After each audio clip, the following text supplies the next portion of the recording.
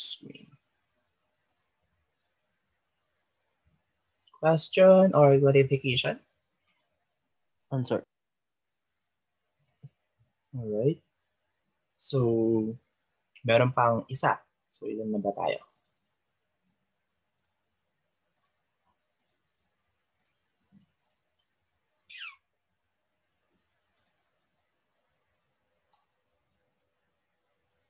Participants.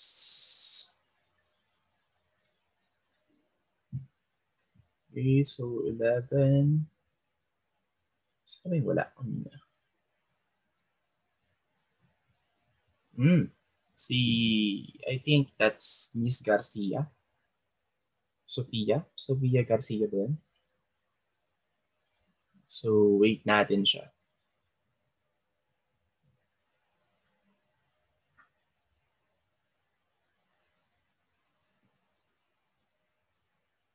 So, kung sakaling kabisado nyo na yung truth table natin or yung yung logic,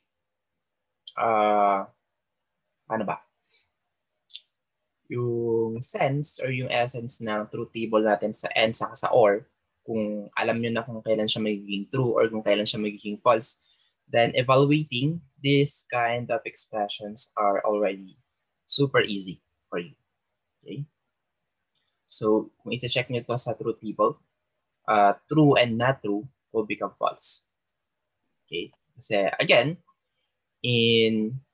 so 30 na tayo. So, dalawa pa pala yung nadagdag. Anyway, so let's now continue this one. So, we were here before. So, true and not true. If you're going to evaluate this one will become false.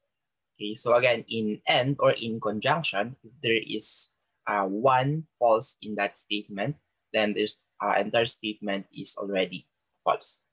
Okay, so same lang din siya ng math. Oops. Yeah. So same lang din siya ng math. So we have to compute this one first or evaluate the close and open parenthesis first before the others. Okay, so dito, ito muna bago yung sa labas. So, true and not true is false. And then false or false is false. Okay, so the entire statement is actually false. Okay, so yun ay kung na-evaluate siya using logical expressions. Okay, so we've come up with F or false. Okay, so I'll give you guys 20 seconds to analyze this one, kung paano tayo nag-come up sa false. So the question for this one is represent the proposition symbolically. So ito na yan, na-represent na natin siya symbolically. Okay, ito yung first requirements. And then the second one is determine whether it is true or false. Okay, so we have to know their values first. So P is true, Q is also true, and then R is false. And then by evaluating this entire expression, so we've come up with F or false.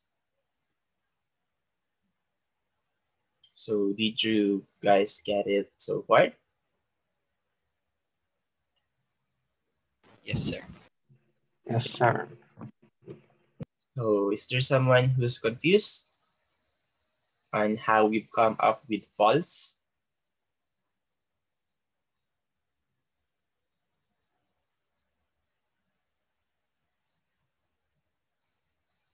So I think wala naman, since wala akong narinig na nagsalita. Anyway, so if you guys have a question, so feel free to ask me anytime. Okay? So may question ka ngayon, dapat ngayon na para hindi natin ito babalikan mamaya. Okay? Right, so I think wala. Anyway, so we have here the next one, which is conditional. Okay? So ito na yung gagamit tayo ng if and then. So sometimes we call this one implication, but this one is more popular in a word or in a name conditional. So consider the statement: if you get 65 and above points in the final exam, then I will pass you in the course. So as you can see right here, we have if and then. So yung nauna is our hypothesis, and then the next one, which is followed by then, is the conclusion. Okay? So sa if, saka then, dalawa pa rin, dalawang statement pa rin. Okay? And then we've just combined them with the use of if and then. Okay, so here's the hypothesis. Get 65 and above points in the final exam. So if you get 65 and above, then I will pass you in the course. Okay, so that's the like the condition. So ito yung condition, ito naman yung kailangan gawin if the condition is met. Okay, so let's have here the truth table for this conditional statement. So we have here again all the possible recorded ba tayo? Yan, akala ko dito naman tayo recorded eh. So we have here all the possible results for the both statements, so TD, TF, FT, and then FF. And then their results. So ito madali lang. Kapag true yung statement, kapag true yung hypothesis, so dapat true din yung conclusion. So kapag ganun yung combination, true siya. So logically, kapag nakakuha ka ng 65 grade and above, then I should pass you. Kasi yun yung sinabi ko eh. Okay, bisa lang natin dito. And then dito naman, TF. So yes, nakakuha ka ng 65 and above, pero binagsak pa rin kita. Okay? Wherein, kapag ganun yung nangyari, false na yung magiging entire statement kasi hindi ako sumunod dun sa conclusion. Okay? So, nagigets nyo yung logic? Parang dinaya ko na kayo eh. Pumasa naman talaga kayo pero pinagsak ko kayo. Magiging false yung entire statement. And we have another possibilities. Nakakuha ka ng 64 and below. Okay? Hindi ka talaga nakapasa. Pero, pinasa pa rin kita sa course. Okay? So, true pa rin yung statement kasi tumupad pa rin ako sa usapan kahit na hindi ka naman talaga pumasa. Okay? So, okay lang yun. Sa part nyo, okay lang din yung sa akin kasi parang, say, bagsak ka. Pero feeling ko or alam ko naman talaga na nag-e-effort ka or nag-aaral ka naman talaga. It's just that maybe there are some circumstances kung bakit ka bumagsak. Okay, may mga reason kumbaga na naintindihan ko naman. Kaya ipapasa pa rin kita. And then, true pa rin siya kapag binagsak kita. Okay, kasi failing grade ka nga and then okay lang ibagsak kita kasi nga hindi mo naman na-meet yung requirements or na-meet yung condition natin. Okay? So, the only time that the statement in conditional will become false if I didn't give or if the conclusion, okay, wasn't met at all or kung hindi man siya nangyari. Okay? So, dapat gagawin yung conclusion para masabi natin true yung entire statement for conditional. So, yeah, medyo confusing siya, pero maiintindihan nyo rin yan, okay, soon, kapag inaral nyo na to ulit. So, again, dapat true yung result kapag true yung conclusion. So, kapag false naman tong conclusion, pwede siyang maging true pa din kapag false yung hypothesis natin or yung condition. Okay? So again, P is our hypothesis, or sometimes we call that antecedent or premise. And Q is the conclusion, which is the consequent or the consequence. Okay? Or we have here the formula, not P, and then conditional Q.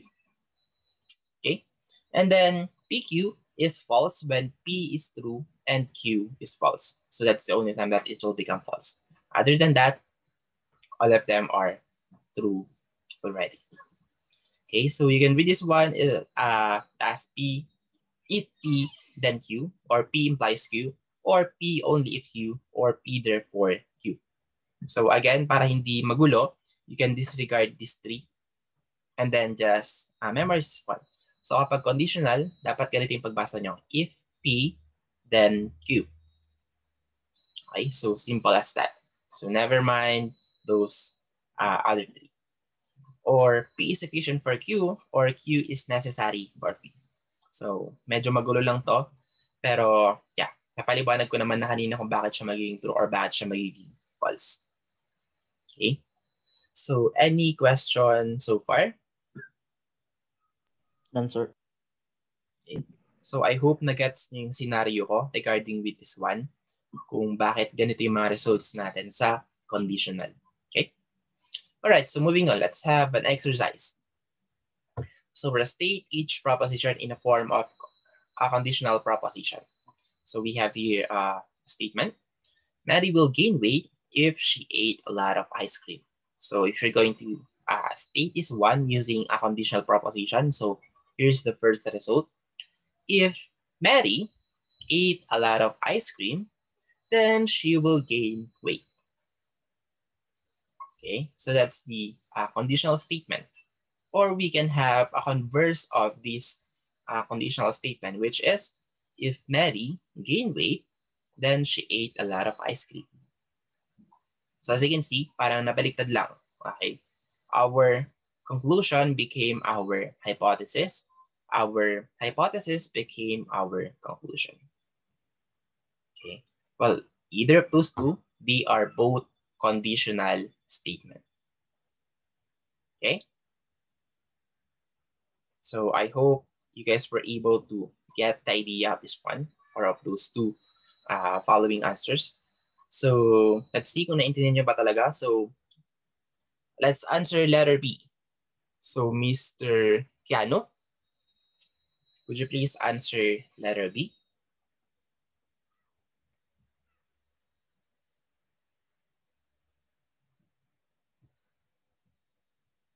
Mr. Kiano Mendoza, are you there?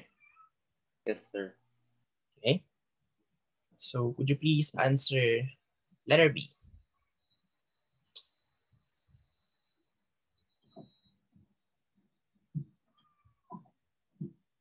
If you sing,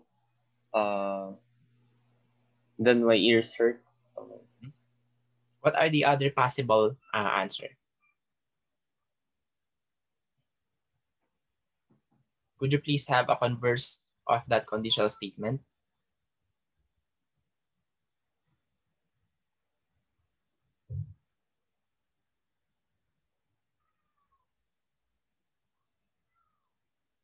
Hello? Okay, sige. Ako na sasagot. So your first answer is if you sing, then my ears hurt. So if you're going to have a converse of that conditional statement, then you could say, if my ears hurt, then you sing. Okay? So ganun lang naman kasimple. Babaliktarin mo lang actually. Hypothesis will become conclusion, and then the conclusion will become the hypothesis. Right? How about the last one? A sufficient condition for Ralph to visit California is that he goes to Disneyland. Could you please answer that one, Mr. Maaba?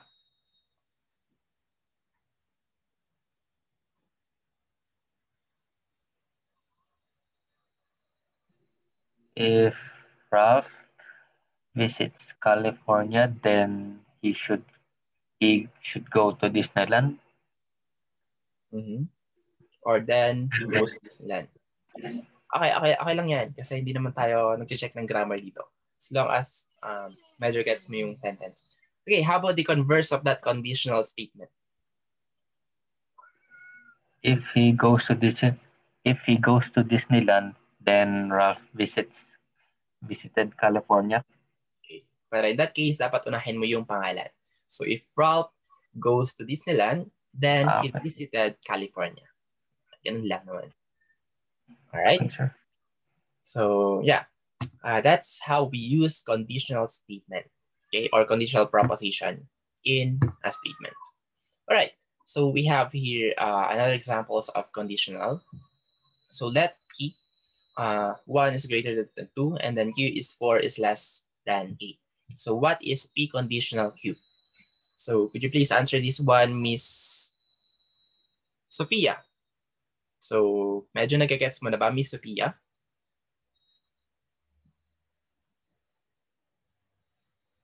Miss Garcia, are you there?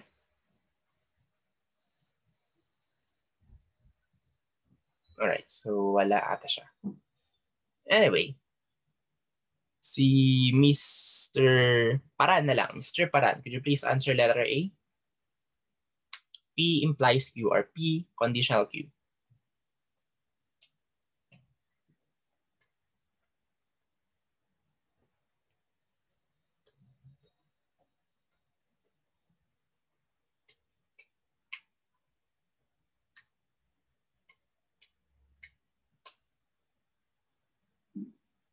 Are you there, Mr. Paran?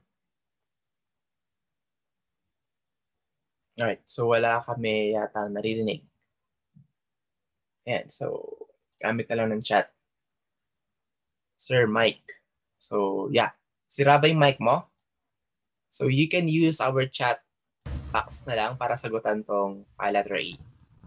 Sound check. Sir. Ayan, okay na. Narinig ka na namin. Sir, P is false. Then... Hindi. So we don't need to evaluate whether this one is false or true. So basahin mo lang. Sir, 1 is greater than 2. Arrow.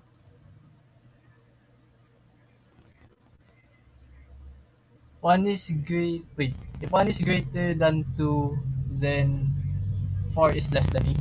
Yes. So, ganun lang naman siya. Basically, ilalagay nyo lang yung if sa unahan and then tapos Q na. Okay? So, if 1 is greater than 2, then 4 is less than 8. Okay? So, sasagutan ko na yung letter B para hindi na tayo masyado matagal. So, Q, conditional P. So, if 4 is less than 8, then 1 is greater than 2. Okay? So, ganun lang naman siya kasimple. Alright? So, let's have another example of conditional here. So, eto, may era na tayong assume value ng mga variables natin. So, P is true, Q is false, and then R is true. Okay? So, we have to answer these four. So, what is P and Q conditional R? So, P or Q conditional negation R, P and Q conditional R, and then P conditional, Q conditional R. So dito sa letter A, if we're going to analyze this one, so gamit na lang ako ng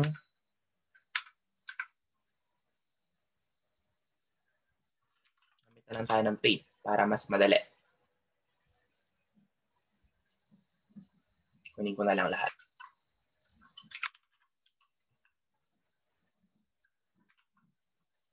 Alright. So in here, natin white. Bakit ayaw?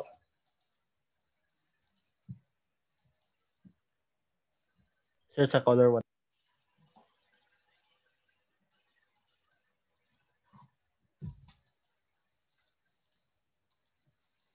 Yan. Okay na. Okay. So P is true, and then Q is false. So Q and F. Close and open parentheses, and then conditional R. Okay? So, sorry sa drawing. Ang hirap pag-drawing kapag mouse yung gamit. So, true and false. So, anong result nito? Yung nasa... False. Okay natin. So, this one is false. Ang hirap naman. So, bibili na talaga ako ng tablet. And then, conditional. Ano to? R is true. Bakit R nilagay ko? So, eto, false, conditional, true. So, meron tayong hint dito wherein this is actually the table of conditional. So, false yung hypothesis and then true yung conclusion. So, again, kapag true yung conclusion, as always, the result is already true. Okay? So, ganun lagi. Kapag true yung conclusion, true na kaagad yung final result pagdating sa conditional. Okay? So, false, true. False, true. Ito. Which is true. How about letter B? So, P or Q? So, P is true. And then or. So, Q is true. Close and open parentheses. Conditional negation R. So, kung inenegate natin yung true, this one will become false. So, again, ito munang nasa close and open parentheses. So, true or true is what? Ano yung result nito? True or true? False, sir. Ha? True. This one is true. So again, sa or, Okay, kapag meron ng isang true na statement, kahit ilang statement pa yan, basta meron ng isa, true na kaagad yung result. Okay? So, memorize nyo, kabisaduhin nyo yung truth table. Okay? Para hindi na kayo masyadong pabalik-balik sa mga truth tables natin. Okay? And then, true conditional F. So, eto, hindi ko ginawa yung conclusion kahit napasa mo naman talaga. So, yung example pa rin natin ginagamit ko kanina. So, if you pass and then I still fail you, then the entire statement is already false. Okay? So, T conditional F. So, hanapin natin. Sorry. T conditional F. So, false yung magiging result. Sir, yung sa letter A, dapat, di ba, sir, false yung... Yung true and false. Tama naman. False. Ito. Magiging false na yung buo. Sa letter B, sir. Letter B? True or true? Yeah, this entire statement is true. Tama? True or true. Tapos, true conditional F is false. Ito na yung pagbibisa natin. True conditional F. So, medyo mahirap. Oops.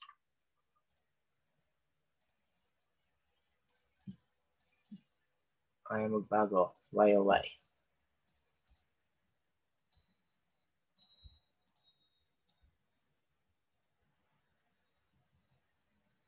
Napakagulo. Ang hirap ng walang blackboard. Okay? Okay, so ulitin natin. So, eto, P is true, tama. And then, or. And then, Q is false. Ito pala sinasabi mo. Thank you, thank you. So, true or false? So, true or false, anong magiging result nito? Itong True po. true. Okay. So, i-X ko na siya. Ang consider na natin is ito, true. Kasi ito na yung result. So, true or true conditional F is F. False. Okay. So, pwede nyo i-base na lang muna dito sa truth table natin kung sakaling medyo nagugulan pa kayo. Okay. So, that's it for number 2. How about letter C? So, dito na tayo. So, P is true. And, close and open parenthesis, Q is false. And then, conditional R, which is true. Okay? So, again, yung close and open parenthesis muna tayo. Alright? So, false, conditional, true. Anong result? True. True. Okay? So, pwede natin i-cross out to. And then, true and true is equal to? True. True. Okay. How about the last one? So, P is true, conditional. And then, Q is false. And then, conditional R, which is true. Okay. So, false, conditional, true. Anong magiging result natin dito? True, sir. True. Okay. So, cross out na natin true. So, true, conditional, true is equal to? True, sir. True. True. Okay. So, ito na yung mga magiging results natin. So, true, false, true, true. Alright? So, yeah, basically, kailangan nyo dito talaga ng notebook para masagutan yung mga ibang questions. Okay, so medyo mahaba-haba sila kung sakaling mahaba rin yung expression natin. Alright, so moving on. Anong slide na tayo? 29. Kalahati pa lang. Anyway. So, yeah, ito yun. Yeah, tama. So, we have an exercise here. So, check natin kung may sagot. Wala. Alright. Sige, isasama ko rin to as part of your seat break. Okay? So, tingnan nyo na lang sa Canvas later on kasi hindi ko pa siya nagagawa ngayon. Okay? So, this one will be your seat break. Okay? Oops. Yeah. So, kasama pala to. So, meron siyang continuation which is another one. So, dalawa. Number 1 and then number 2. Okay? So, lahat naman sila, I think, is with the use of conditional and then may kalagdagan lang dito. Okay? So iwanan ko rin sa inyo as your citrix. Okay? So madali lang naman sila. Don't worry. Kayang-kaya yan. So, okay pa ba kayo so far? Yes, sir. Alright. Sir. So next one is exclusive OR. So ito naman napakadali lang. Okay. Kapag exclusive OR, para magkaroon tayo ng true value as a result, dapat magkaiba yung types or magkaiba yung result ng first proposition sa ng second proposition. Okay. So mapapansin niyo, meron tayong TF at saka FT. So in here, both of those statements have different values. So kapag ganun yung result, kapag ginamitan nyo ng XOR, true na yung result. And then kapag magkaparehas naman, of course, it's the opposite. Kapag magkaparehas yung first and second statement natin, let's say true, then false na yung result. So same with false. False na rin yung result. Okay? So note that P, X, or Q is true if and only if P and Q are different values. Okay, so they should have different values. So no matter what is the arrangement, okay, as long as magkaiba. So you can read this one as P exclusive or Q, or PX or Q, actually kung mas gusto mong pa-exit. And then here's the formula kung bakit tayo nag-come up with those truth values. Okay, so ito mga formula na to, so I want you guys to recheck this one. So dapat i-prove nyo kung tama ba talaga to or hindi. Para talagang convince kayo kung bakit ganun yung mga results ng XOR natin because we have those formulas. Okay? So let's have example for this one. So consider the following values. So P is true, Q is true, and then R is false. So validate the following propositions. So we have here P, X, or Q. So what is the answer for this one? Is this true or false? False. False, since magkapareha sila. So true. Number 2, P, X, or R. True.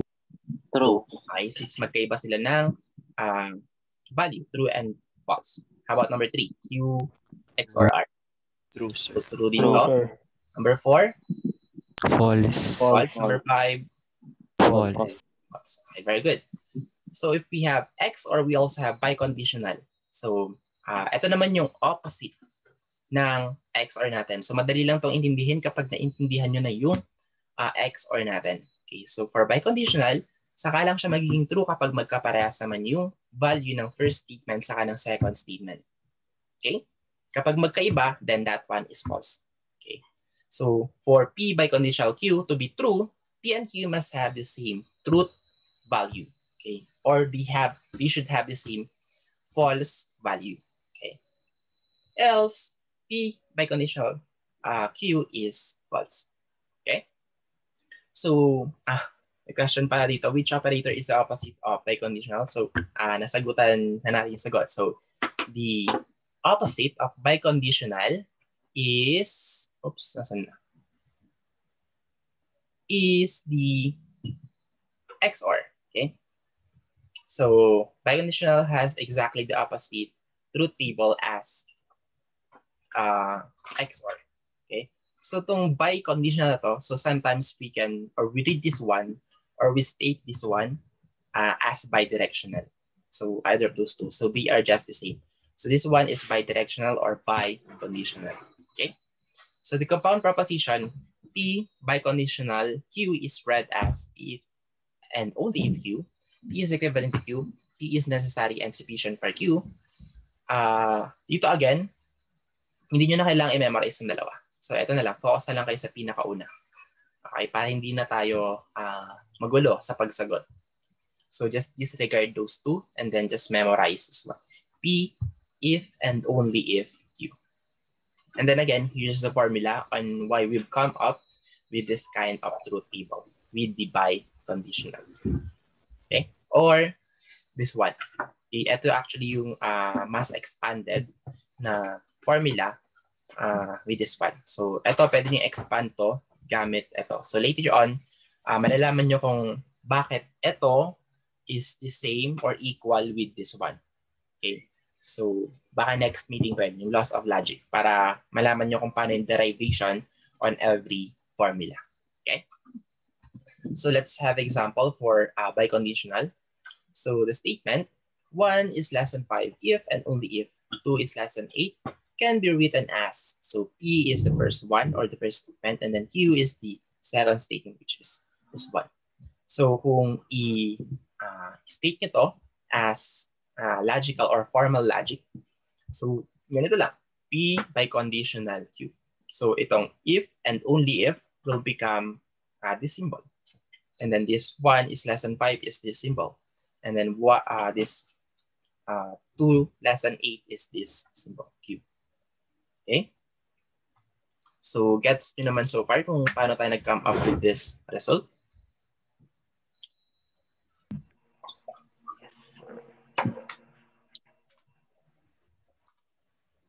Hello guys, yun ba kayo? Yes, sir.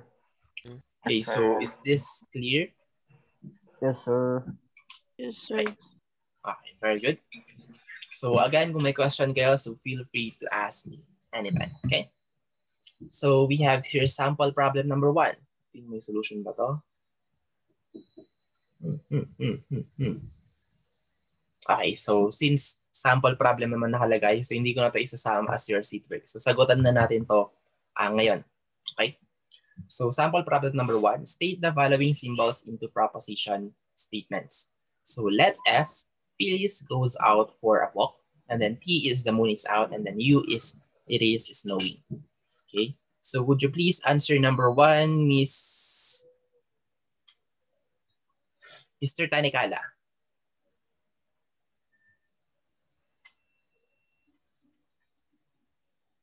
Mr. Tanikala, are you there? Yes, sir. All right. So I would like you to answer our number 1. So The moon is out and it is not snowing.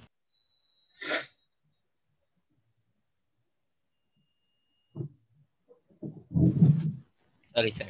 If the moon is out and it is not snowing, then Phyllis goes out for a walk. Alright, so very good. So ganoon lang siya kasimple. Okay? So sa number 2 ako nasasagot. Okay? So T is this one, the moon is out. And since meron tayong conditional dito, so dapat meron na tayong if kaagad dito. Okay? So if the moon is out, and then kung papansinin nyo, meron tayong another conditional dito. So kapag dalawa yung conditional, so ganito yung pagbasa. Okay? Hindi mo na magde-then. Saka ka lang magde-then kapag nasa dulo na. So if the moon is out, comma, if it's not snowing, actually kung kukomplituhin nyo to, kung gusto nyo correct grammar talaga, ganito yung pagbasa. If the moon is out and it is and if it's not snowing, then Phyllis goes out for a walk. Okay? So parang madadagdagan ng end dito. Pero kasi pag dinagdagan natin ng end, so dapat meron tayong symbol na end. Pero since wala, so ang pagbasa, if the moon is out, comma, okay, if it's not snowing, then Phyllis goes out for a walk. Okay. So, pwede rin namang walang comma, pero if the moon is out, and parang napapa-end daw. If the moon is out, if it's not snowing, then Phyllis goes out for a walk. Okay, ganun yung pinaka-result niya kung manually nyo siyang ilalagay as a statement or i-state as a statement. Okay? So I hope na-gets nyo siya. So napaka-straightforward naman. Kapag meron ganito, dapat meron ka ng if sa unahan. Pero kapag followed by another conditional statement, so hindi ka muna mag-if ulit or hindi ka muna mag-then ulit. If muna pala ulit. Okay. Ang gulo na explanation ko doon na. So dalawang if bago kayo mag-then. Okay, ganun na lang. Right, so let's have this example or sample problem number 2. There is water in the cylinders for letter P, and then Q, the head gasket is blown, and R is the car will start. So question number 1, translate the following statements into symbols. So if the head gasket is blown and there's water in the cylinders, then the car won't start. So could you please answer this one, Mr. Sino ba pala natawag? Miss na lang pala. Miss Vicente. Are you there? Miss Vicente?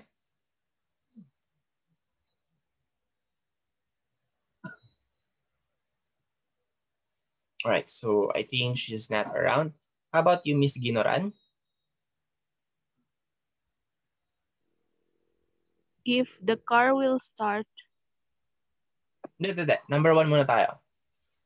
Question number 1. Sorry. So just translate this statement into symbols.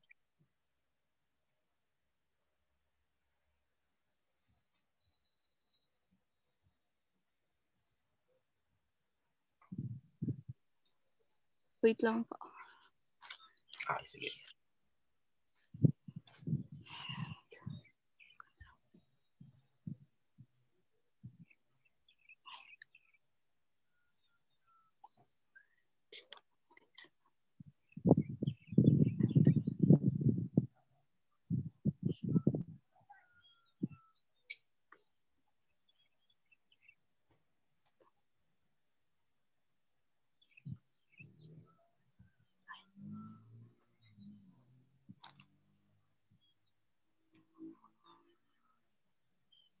P conditional, Q conditional P conditional R.